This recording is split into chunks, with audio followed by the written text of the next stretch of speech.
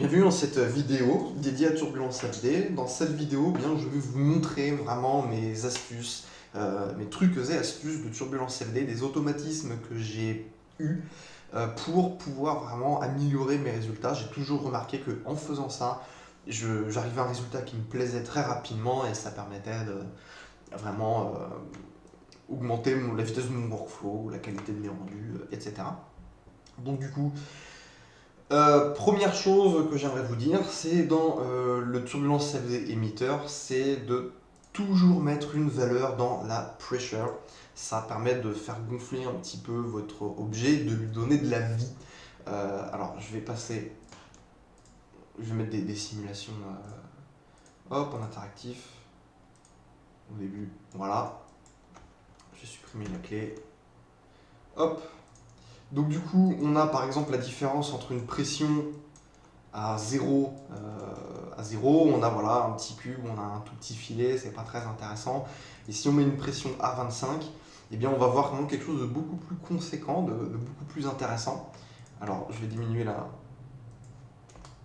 précision pour que ça soit un peu plus rapide. Voilà. Donc voilà, toujours un petit peu de pression. Et pour créer des explosions, vous animez le paramètre, vous faites un boom, tac. Voilà, ça permet de, on passe allez, à 100. Et on revient à la valeur d'avant. Voilà, ça permet vraiment de créer des explosions assez sympathiques. Ce que je vous conseille énormément également, c'est de toujours mettre une petite texture. Donc vous cliquez là, vous faites bruit. Ça fonctionne donc avec un dégradé de gris. Et j'aime beaucoup le Lucas. Il y a également le électrique et le feu qui fonctionnent très bien. Et le stuple. Voilà. Donc c'est les bruits que j'utilise le plus pour faire mes bruits. Et ce qui est absolument génial, c'est qu'on peut animer tout simplement ces valeurs-là. Donc entre 1 et 3, c'est pas mal. Et donc on va avoir une génération déjà de base qui va être vivante sur notre objet. Et du coup, on va avoir des petites turbulences naturelles qui vont se créer et qui vont faire des choses assez jolies. Donc ne pas hésiter à augmenter le contraste si on veut avoir quelque chose d'un peu plus réaliste. Un peu plus marqué, je veux dire. Donc voilà, ça également c'est quelque chose de très important que je vous conseillerais. Je vous conseille également ensuite, donc ça va se passer dans le container, je vous conseille entre le lien de Vorticity et Turbulence, moi je mets toujours une valeur de 5 en Vorticity, puis de 25 en Turbulence. Ces deux valeurs qui fonctionnent ensemble, si vous n'avez pas de Vorticity, votre turbulence va réagir de manière vraiment trop molle, elle va quasiment pas avoir d'effet, il faudra mettre des valeurs beaucoup trop importantes. Donc on commence 5-25 et après on ajuste. Ce qui va être super important d'ajuster dans le turbulence, c'est le largest size. Donc comment trouver la bonne valeur, ça dépend totalement de l'échelle de votre scène. Eh bien, vous prenez un cube, hop, vous le placez à côté, et vous lui donnez la taille des turbulences que vous avez envie d'avoir, donc des tourbillons. Si vous voulez des petits tourbillons, on met une petite valeur, et on regarde la taille, 126. Là, j'ai choisi d'avoir des gros tourbillons, donc on est plus sur des tourbillons de cette taille-là, 440. Donc voilà, ça prend quelques secondes et on est sûr de la valeur qu'on écrit, tout simplement. Ensuite, dans Vorticity, si vous voulez mettre une grosse valeur, c'est tout à fait possible. Voilà, pour éviter d'avoir cet effet boule partout qui est complètement immonde, je vous conseille de mettre en température, juste le channel température. Si vous voulez comprendre pourquoi et tout, etc., c'est un peu complexe, parce qu'en fait, qu'est-ce qui est en haut, qu'est-ce qui est dans les axes des abscisses et des ordonnées, etc., ça change un peu tout le temps. J'ai fait un tutoriel complet sur Turbulence FD. Désolé si vous êtes mangé toute la playlist gratuite, j'arrête pas d'en parler, mais voilà, j'explique vraiment tout. Le lien est dans la description. Donc tous les paramètres sont vraiment expliqués de A à Z. Donc du coup, je vous invite à... Qu'est-ce que je disais? Oui, voilà, mettre la température. Et voilà, la température, ça peut être assez sympa. Je vous invite également, quand vous travaillez, de regarder tout le temps la température et pas les autres canaux. Et ce qui serait bien avec la température, ce serait d'avoir quelque chose, d'avoir un bon dégradé. C'est-à-dire que là, tout est bleu. On a du bleu foncé et du bleu clair, mais c'est pas assez. Donc du coup, on pourrait augmenter la valeur de la température pour avoir voilà, un peu de rouge, pour qu'il y ait une véritable différence entre les zones bien chaudes et les zones bien froides, où là on aura vraiment la fumée qui va beaucoup monter, et plus elle s'éloignera, bah, elle arrêtera de monter, et puis même elle redescendra. Pensez à tester la différence entre set et add. Donc j'explique la différence entre ces deux modes dans mon tuto payant, mais ça dépend vraiment de votre scène, c'est assez complexe. J'en parle plus là-dedans, dans mon tuto payant, lien dans la description, comment les utiliser. Mais vraiment pour comprendre, c'est quelque chose qui s'acquiert un peu plus avec la pratique. On pense à passer de l'un à l'autre. Là, de manière générale, est plus virulent que le mode 7. Hein. Donc voilà. Là, par exemple, je préférais le mode 7 en 5. Je trouvais que c'était un peu mieux parce qu'il y avait un meilleur dégradé. Le rouge disparaissait un peu plus vite. J'en avais un peu plus sur les côtés du bleu. Donc je préfère un mode 7. Qu'est-ce qui est encore de super important? Full slicing. Si votre ordinateur rame beaucoup trop, vous pouvez faire des simulations quand même un peu plus complexes qu'en gardant ce système de preview. Vous pouvez simplement changer ici en passant en single slice. Donc du coup là on voit qu'un seul. Donc là c'est le centre de notre simulation. Et avec le slice position, on peut avoir une idée de ce à quoi ressemble notre explosion. Donc ça c'est pour les plus petites configurations. Ça permet vraiment d'avoir une bonne idée de ce qui se passe. Et c'est très léger pour votre ordinateur. Donc voilà, quand vous lancez une simulation, vous êtes sûr, hop, on peut passer dans ce mode qui est assez intéressant. Il y a quelque chose d'assez sympa également, donc on va repasser en full slice. Ça va être de lancer, donc de simuler, voilà, on est assez content. Et on sait qu'on va passer après un voxel size de 10, mais ça fait trop ramer. Eh bien, on peut cocher le simulate while rendering. Donc maintenant, hop, je passe en voxel 10. J'ai pas la simulation en cache, mais quand je vais passer en rendu, il va simuler notre flamme, la frame 0, puis il va la rendre, puis il va simuler la frame 1, puis il va rendre l'image, etc.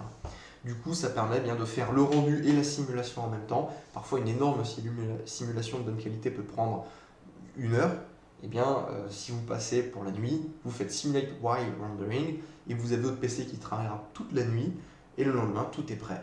Voilà, donc ça vous évitera d'attendre juste la simulation une fois que vous êtes sûr de ce que ça va donner.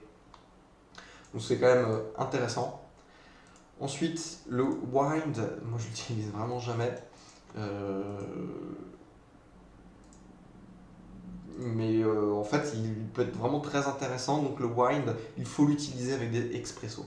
Donc il faut pouvoir faire donner un peu de vie avec l'expresso pour modifier un peu les valeurs wind dans la direction et dans le wind speed. Sinon, c'est vraiment beaucoup trop linéaire et c'est inesthétique. Dans timing, ici, eh bien, vous avez de quoi accélérer ou décélérer la vitesse de simulation. Voilà, là c'est la vitesse, on va dire, normale. Mais si je veux un peu plus mince, un peu plus énervé, qui se passe être rapide, je mets 500%, la simulation va être 5 fois plus rapide. Donc c'est quand même intéressant. Ce qui est vraiment intéressant, c'est de faire ces simulations au début. Par exemple, on veut que l'explosion ait déjà pris une bonne ampleur, on va animer, on va mettre par exemple 300 au début, puis après à la frame 15, on va mettre plus que 100. Du coup, on économise quand même pas mal de temps de calcul de frame. Alors, hop, hop.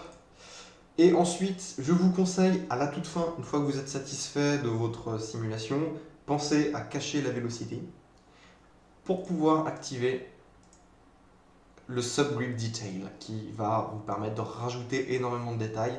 Donc le subgrid detail utilise le cache de vélocité pour pouvoir fonctionner, pour comprendre comment réagit la fumée.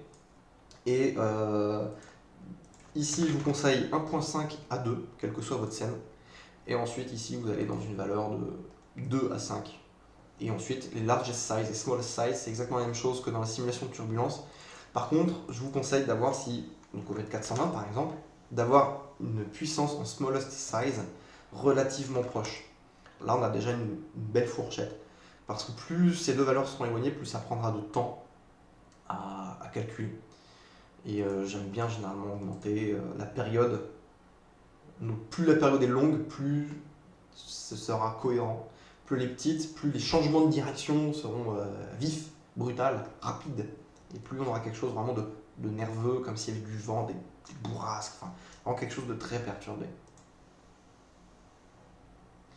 Je vous conseille également de rendre vos flammes en séparé, hors de votre scène, en plus, quoi. Tout simplement pour pouvoir faire de la post-production dessus. C'est important, parce que la post-production va vraiment améliorer vos flammes avec quelques effets de glow, un peu de profondeur, tout ça. C'est très très important.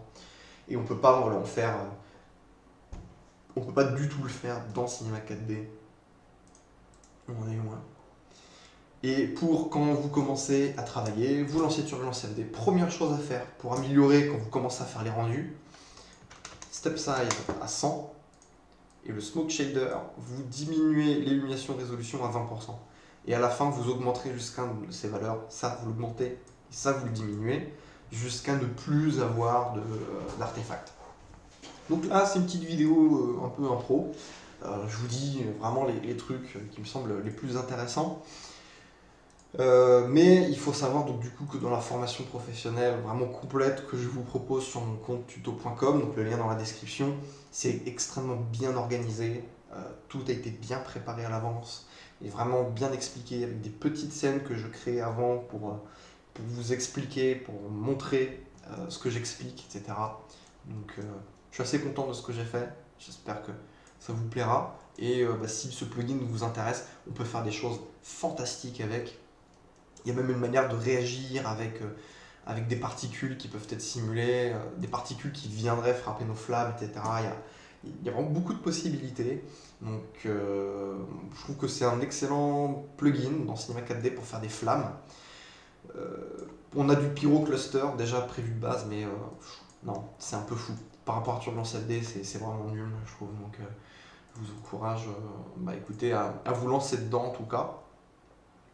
Et je vous encourage, donc si vous êtes expérimenté, donc cette vidéo était pour vous, il y en a une autre qui est prévue également sur la chaîne, où je vous montre des fonctionnalités, on va dire cachées, où naturellement on ne les trouve pas en fait. Donc ça c'est vraiment des bons tips and tricks, des trucs et astuces. Ce sera tout pour cette vidéo, donc je vous encourage à vous procurer la version complète si ce tutoriel vous intéresse et pour vous montrer vos travaux, si vous avez 2-3 questions, etc. N'hésitez pas à venir rejoindre le groupe Motion Designer Community, vous pourrez poser des questions si vous en avez, il y a des personnes qui partagent un nouveau pack, par exemple sur Unreal Engine qui vient de sortir, des personnes qui se présentent, là il y a une offre d'emploi, il y a plein de petites choses vraiment intéressantes, un groupe super sympathique, vraiment pas prise de tête. Et tout le monde est sympa, pas d'agressivité, très actif, il se passe toujours des choses intéressantes. Du coup, je vous invite à nous rejoindre, on est bientôt 4000. Ça nous fera super plaisir de dépasser ce cap.